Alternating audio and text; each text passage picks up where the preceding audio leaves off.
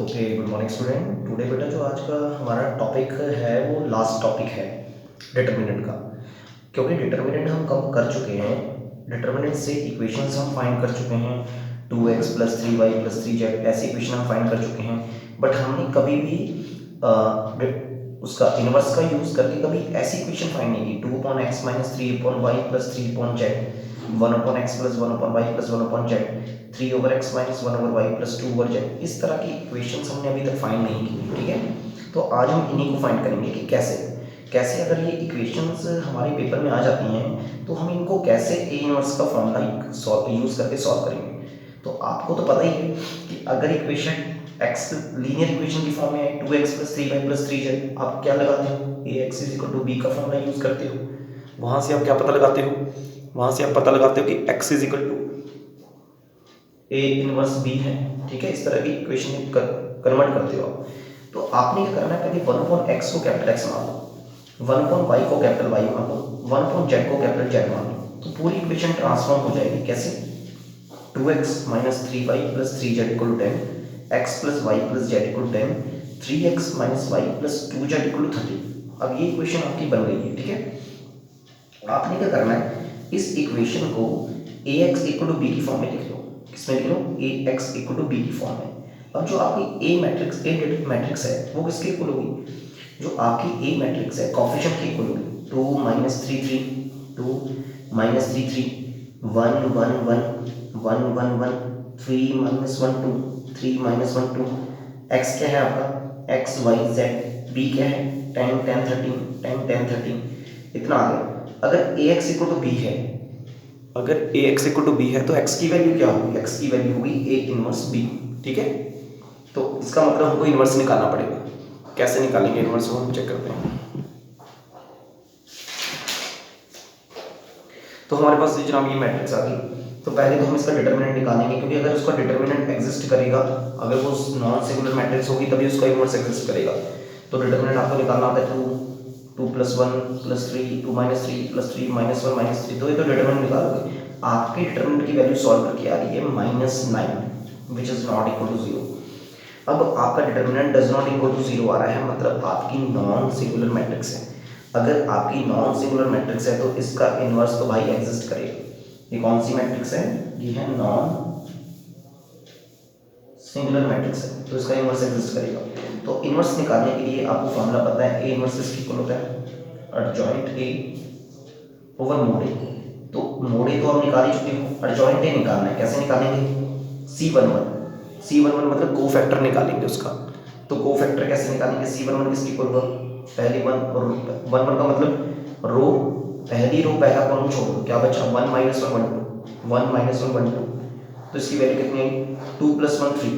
ठीक है, तो पहला को फैक्टर हमारे पास आ गया C11। दूसरा को फैक्टर ले लो C12। जब आप C12 लोगे, पहली रो दूसरा कॉलम छोड़ दो, क्या बचा 1 3 1 2 1 3 1 2। तो सॉल्व करके कितना है, -2 - 3 1, इतना आ गया। तीसरा ले लो C13, पहली रो तीसरा कॉलम छोड़ दो, 1 3 1 - 1 1 3 1 - 1। ठीक है, तो ये सॉल्व करके हमारी वैल्यू आ गई -4। मैंने बताया था जब ऐड करके ऑड आए तो बाहर माइनस लगा देना। तो 2 1 का मतलब सेकंड रो फर्स्ट कॉलम छोड़ दो, ये थी सेकंड रो, उसका फर्स्ट कॉलम छोड़ दिया, क्या बचा -3 -1 3 2। तो सॉल्व करके हमारी वैल्यू आ गई 3। ऐसे आप C22 का कोफैक्टर निकाल लोगे। C22 का कोफैक्टर कितना है, -5। C23 का निकाल दोगे, 23 लगाओगे तो आगे नेगेटिव का निशान आप लगाओगे, तो उसका कोफैक्टर हमारा आया -7। ऐसे C31 का कोफैक्टर आ जाएगा। ठीक है, ऐसे C32 का कोफैक्टर आ जाएगा आपका, ऐसी C33 का कोफैक्टर आ जाएगा। तो कोफैक्टर आने के बाद आपने एडजॉइंट ए निकालना है। एडजॉइंट ए क्या होता है, सभी का लिया, सभी को लिया उसके अंदर मैट्रिक्स के अंदर, उसका ले लिया ट्रांसपोज। जब आप ट्रांसपोज लोगे तो रो जो होगा वो कॉलम बन जाएगा, second row second column, third row third column. तो ये तो आपका निकल गया एडजॉइंट ए। बट हमने एडजॉइंट ए पे नहीं रुकना है, हमने ए इनवर्स फाइंड करना है, जो किसके इक्वल होता है, adjoint A over mod A. Mod A की वैल्यू कितनी है, 1/-9। एडजॉइंट ए की वैल्यू ये रही, तो इतनी वैल्यू आ गई आपकी ए इनवर्स की। बट आपको चाहिए x = a इनवर्स b। ये रहा ए इनवर्स, ये वैल्यू ए इनवर्स की यहाँ पुट कर दो। b की वैल्यू कितनी है, b की वैल्यू आपने पहले निकाल रखी है, साथ में थी 10 10 13। सॉल्व करो, तो वैल्यू आएगी -9, इतनी वैल्यू आएगी। सॉल्व करिए, देखो 235 वैल्यू आएगी 235। ये एक्स आई, ये एक्स किसकी इक्वल है चेक करते हैं। लास्ट में ट्रिक है, ये x है x y z के इक्वल, मतलब x की वैल्यू 2, y की वैल्यू 3, z की वैल्यू 5, इतनी आ गई हमारी। x की वैल्यू 2 आ गई, y की वैल्यू 3 आ गई, z की वैल्यू 5 आ गई। बट हमें क्या चाहिए, हमें चाहिए 1/x, क्योंकि हमने x को माना था 1/x2, 1/y3, z को माना 1/z5।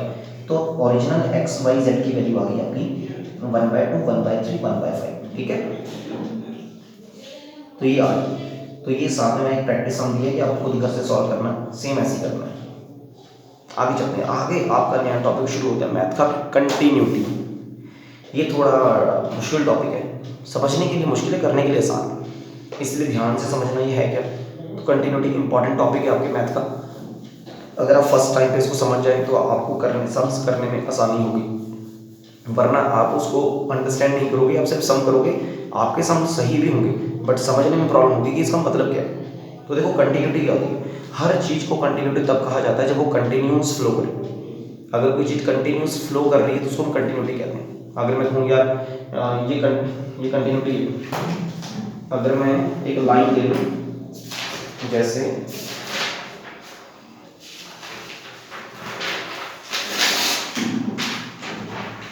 अगर मैं कहूँ कि ये लाइन है तो सर ये कंटिन्यूस लाइन है क्योंकि इसके बीच में कहीं पे ब्रेक है। तो अगर मैं कहूँ ये लाइन है, ये कंटिन्यूस लाइन है, तो बोगे नहीं सर इसके बीच में ब्रेक है, ये डिसकंटिन्यूस है।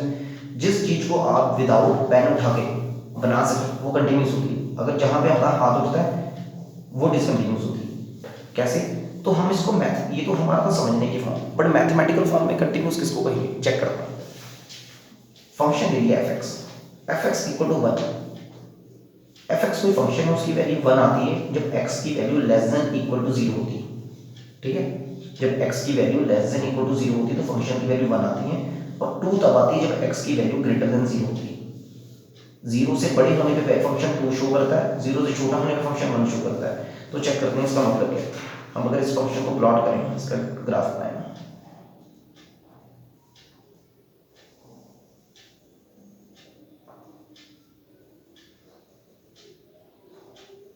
ये रहा 1 और ये रहा 2।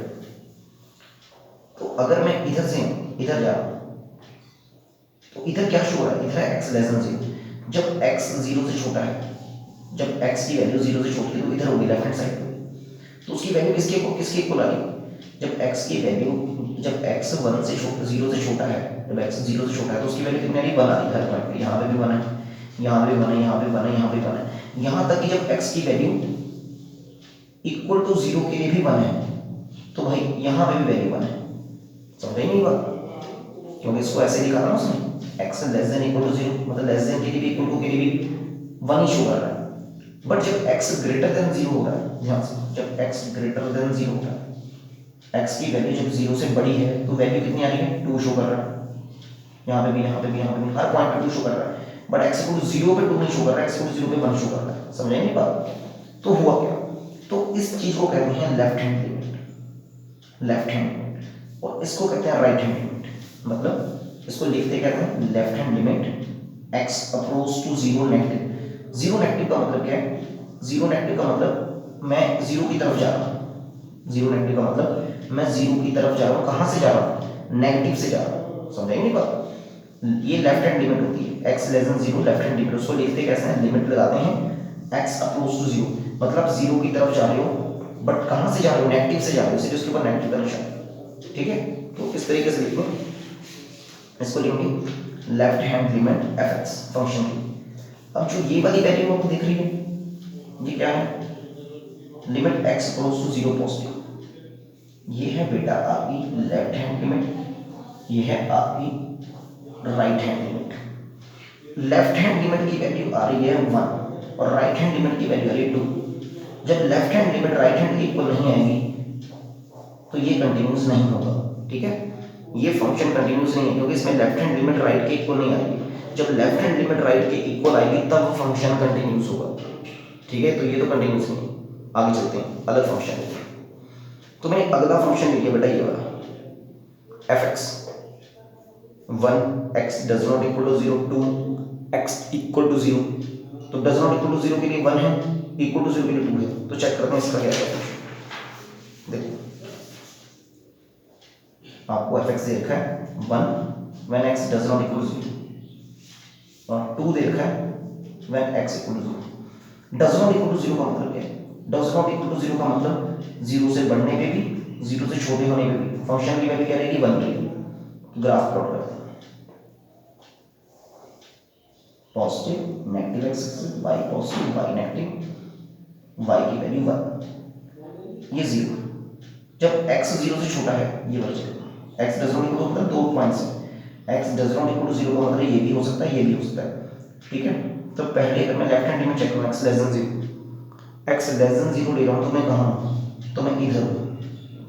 जब x की वैल्यू 0 से छोटी है तो फंक्शन क्या शो कर रहा है? 1 शो कर रहा है, ठीक है। जब x की वैल्यू 0 से छोटी है तो फंक्शन 1 शो कर रहा है। जब x की वैल्यू 0 से बड़ी है, इधर की तरफ x की वैल्यू ये 0 से बड़ी है, फंक्शन क्या शो कर रहा है? तभी 1 शो कर रहा है। बट x इक्वल टू 0 पे ये 0 फंक्शन की वैल्यू कितनी है? 2 आ रही, 2 आ रही है। देखो अगर मैं उस ग्राफ प्लॉट करूं तो आप ऐसे करोगे तो आपको पेन उठाना पड़ेगा, फिर ऐसे करना पड़ेगा, तो ये भी डिसकंटिन्यूअस फंक्शन है। मतलब जब आपकी left hand limit right hand limit के इक्वल आए तब भी हम नहीं कह सकते कि फंक्शन कंटिन्यूअस है। समझ आई मेरी बात? नहीं समझ?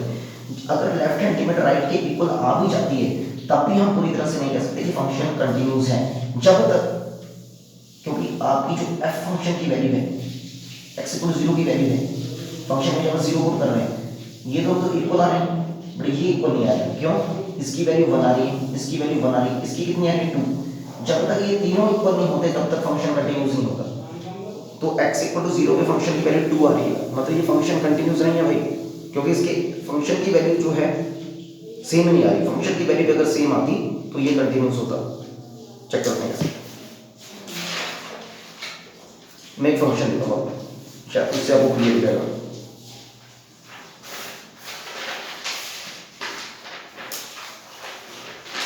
ये वाला फंक्शन देता हूँ,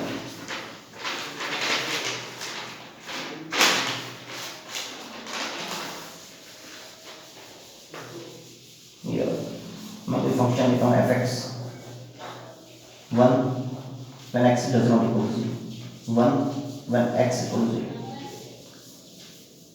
तो अगर मैं इसका ग्राफ प्लॉट करूँ, x does not equal to 0 का मतलब x greater than 0, x less than 0, x greater less than 0, x greater than 0, x 0 से छोटा होने पर भी 1 शो कर रहा है, x 0 से बड़ा होने पर भी, x 0 से ये 0 से बड़ा होने पर भी क्या शो कर रहा है? 1 शो कर रहा है।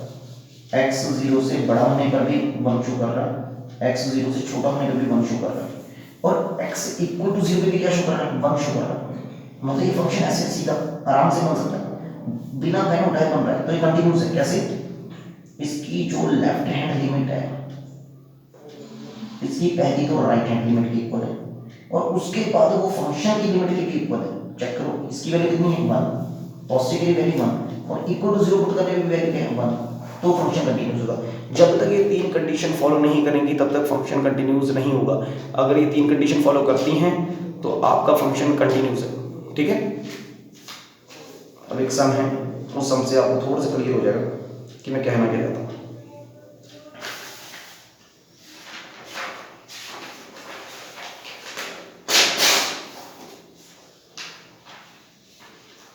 आपको एक फंक्शन देखा है,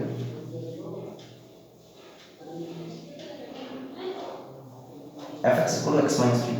करेक्ट? चेक करो ये फंक्शन कंटिन्यूअस है एट एक्स इक्वल टू 0 पे।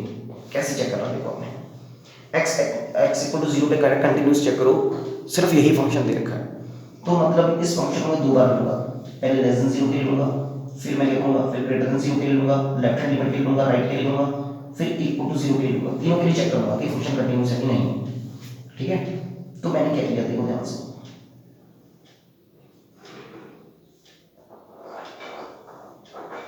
ये पेपर में बनाना नहीं है, तो जस्ट मैं समझाने के लिए कर रहा हूँ। अब मान लो ये फंक्शन की वैल्यू मुझे नहीं पता है, ये फंक्शन की वैल्यू कितनी है? 5x माइनस 3, मुझे नहीं पता x कितना है, मेरी बात समझ आई? फंक्शन की वैल्यू 5x माइनस 3 मैं ये लेता हूँ, समझ लो 5x माइनस 3 ये फंक्शन लिया मैंने, ठीक है, ये फंक्शन लिया मैंने कि फंक्शन की वैल्यू ये है 5x माइनस 3। अब x लेस देन 0 किधर की तरफ होगा, x लेस देन 0 होगा लेफ्ट हैंड की तरफ, ठीक है, x लेस देन 0 होगा लेफ्ट हैंड की तरफ। तो मैंने फंक्शन लिया limit x goes to 0 negative fx, ये लेफ्ट हैंड लिमिट के लिए मैं कर रहा हूँ। तो मैं लिखूंगा limit x goes to 0 negative fx की वैल्यू कितनी है 5x में सब्स्टिट्यूट कर दो। अब देखो, अब x लेस देन 0 होने पे तो मैंने चेक सबके लिए चेक करना है, इसके लिए फंक्शन कंटिन्यूअस है। x लेस देन 0 तो कोई भी पॉइंट हो सकता है -1 -2, x लेस देन 0 तो कोई भी पॉइंट हो सकता है -1 -2 -3 -1 कोई भी हो सकता है। तो मैंने सभी के लिए चेक नहीं करना, तो मैंने ट्रिक क्या लगानी है, मैंने छोटा सा पॉइंट लेना है, ये देखो, मतलब x लेस देन 0 का मतलब मान लो -1, ठीक है, मैंने यहाँ पे -1 लिया, अज्यूम करो मैंने -1 के लिए कर रहा हूँ, तो -1 और -2 के बीच में मैंने छोटा सा पॉइंट लिया h। समझ आ रही मेरी बात? अगर फंक्शन -1 के लिए कंटिन्यूअस है तो h के लिए भी कंटिन्यूअस होगा, क्योंकि बहुत छोटा सा डिफरेंस है। बात समझिए, अगर फंक्शन -1 के लिए कंटिन्यूअस है तो जो उसके पीछे h है, h बहुत ही छोटी वैल्यू, 0 से छोटी वैल्यू है, मतलब -1 से बहुत छोटी वैल्यू है, -1 से इधर वाली वैल्यू जो है -1.001 इतनी छोटी वैल्यू है। तो मैंने क्या किया, मैंने पुट कर दिया x is equal to 0 minus h। हमको पता है कि x लेस देन 0 है, हमको पता है x 0 से छोटा है, कितना छोटा है, मैंने उसमें h माइनस कर दिया कि मैं छोटी सी वैल्यू के लिए निकाला। तो अब क्या करोगे, अब यहाँ पे लिखोगे limit h goes to 0, x की जगह पे पुट करोगे 0 माइनस h माइनस 3, और h की वैल्यू बहुत ही अप्रोक्सीमेट 0 के इक्वल है, तो 0 पुट कर सकते हो, तो कितनी लगेगी -3। ऐसे आपने यहाँ पे करना है। अब ये फंक्शन के x ग्रेटर देन 0 सबके लिए निकालना पड़ेगा, 1 के लिए, 2 के लिए, 3 के लिए, इतना मेरे पास टाइम नहीं है, मैंने 1 और 2 के बीच में बहुत छोटा बना लिया, 1.000 लिख लिया, उसका नाम h रख लिया। तो मैं क्या करूँगा, लेफ्ट के लिए मैं निकाल चुका हूँ, राइट के लिए क्या होगी लिमिट,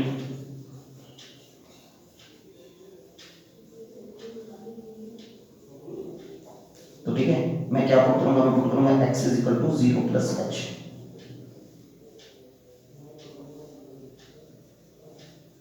फंक्शन की वैल्यू -3, तो -3 भी आ रही है, इसमें -3 आ रही है, इक्वल टू 0 पे भी रख के देख ही लेते हैं कितनी आएगी, उसके लिए -3 आई।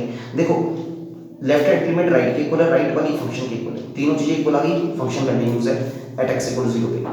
सब सिर्फ एक बात याद रखनी है, ये वाली कि लेफ्ट हैंड लिमिट में मैंने 0 माइनस h पुट करना है, उस जो जिस लिमिट पे आपने कंटिन्यूअस करना है उस लिमिट में से छोटा सा बहुत ही छोटी वैल्यू घटा देनी है, ठीक है। अगर आप लिमिट x + 0 के लिए प्रूव कर रहे हो तो आपने एक ऐसा पॉइंट लेना है जो 0 से बहुत छोटा, और जो h है h को 0 से माइनस कर देना, और h की वैल्यू अप्रोक्सीमेट 0 के इक्वल है, 0.001 है, छोटी सी, बहुत छोटी सी, उसकी वैल्यू घटा देना, ठीक है। अगर x ग्रेटर देन 0 के लिए करना है तो आपने x में 0 प्लस h कर देना है, छोटी सी वैल्यू ऐड कर देनी है, उसके लिए निकाल लो। अभी मैं थोड़ा ही कराऊंगा ताकि आपको प्रॉब्लम ना हो फंक्शन समझने में, पहले आप इतना समझिए, फिर मैं आपको वीडियो